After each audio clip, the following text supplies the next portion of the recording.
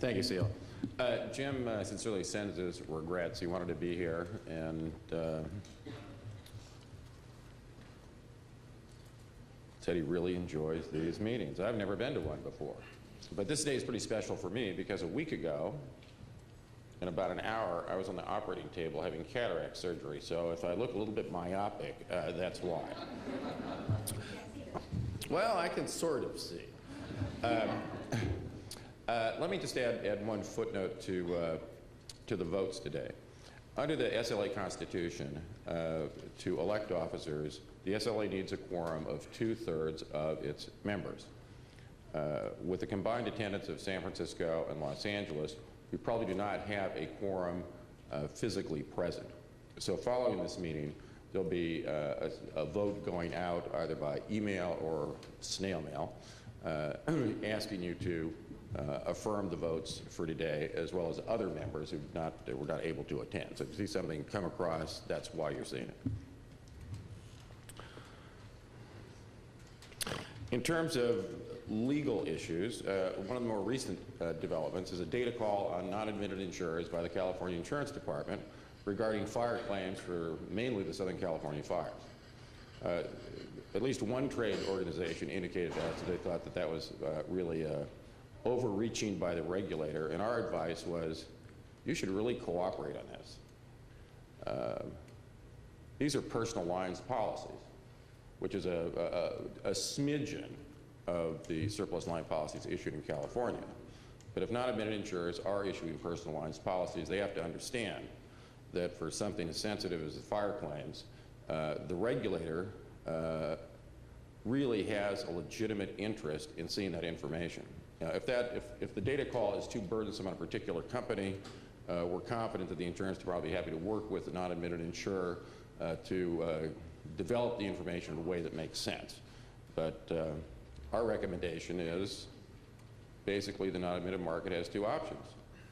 Either cooperate, or you're going to see lightning legislation expanding regulatory jurisdiction over the non-admitted market.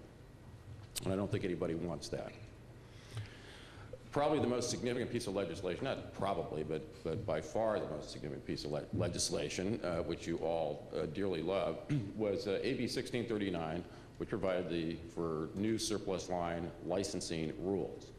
Hank Haldeman has been working with the department and others on AB 1699, which is going to be retroactive and shift the fee structure so that instead of $700 for a new surplus line license for 2 years, it'll be $500. I think the organizational license is $1,000. Is that correct? I think there's also some work being done to better define who has to be licensed. Is that complete yet, Hank?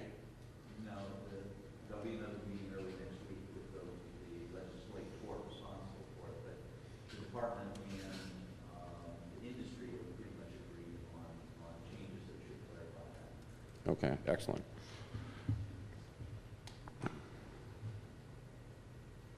In addition to 1639 and 1699, IBA West, we understand, is looking to perhaps better define the terms agent and broker.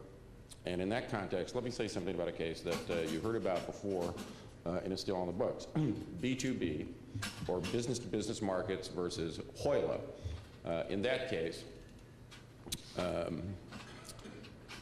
the California Court of Appeal held that a wholesale broker, PLIS, Professional Liability Insurance Services, could have a duty to a third party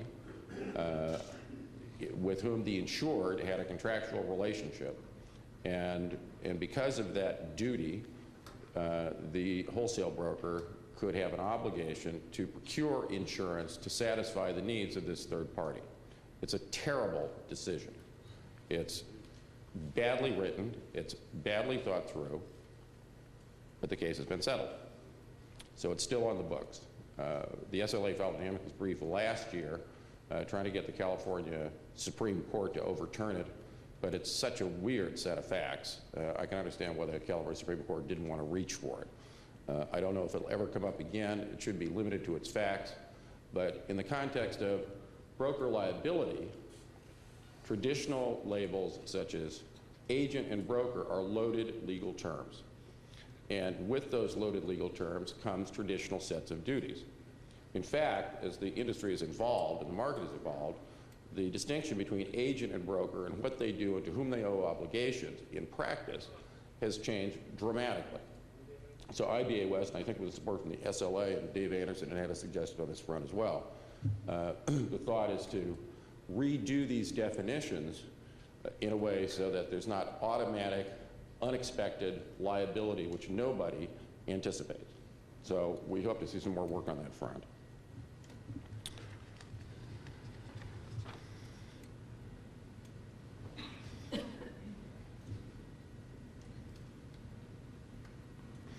Let me say something about the Leslie process. There's been, as I understand it, 12 Leslie applications filed in the last year. While that doesn't sound like a large number, the Leslie process, I think, is largely misunderstood. These are very complicated applications from the regulator standpoint. It's unlike a certificate of authority for an admitted insurer where you have pretty much a template to check off, and the department has a huge staff that pours through this stuff with a fine-tooth comb, and everybody knows what to expect. And there's a 6-month window by statute to get a certificate of authority application either approved or not approved. There is no such timeline for Leslie applications. In each of these Leslie applications, I guess I've handled 3 in the past year, are sui generis, which is legalese for unique. They're all very different. So I found that applicants and people who are not familiar with the process have sort of complained about the way the department deals with it. But in fairness to the department and the people responsible for processing these applications, first, there's a lot of work involved. Second, the issues are very unusual from application to application. And third, applicants often do not respond timely or completely to requests for additional information. And as a result of that, there's a lag. And the people responsible for processing these applications who haven't had any response for 2 or 3 months to some inquiry, then they have to get back up to speed.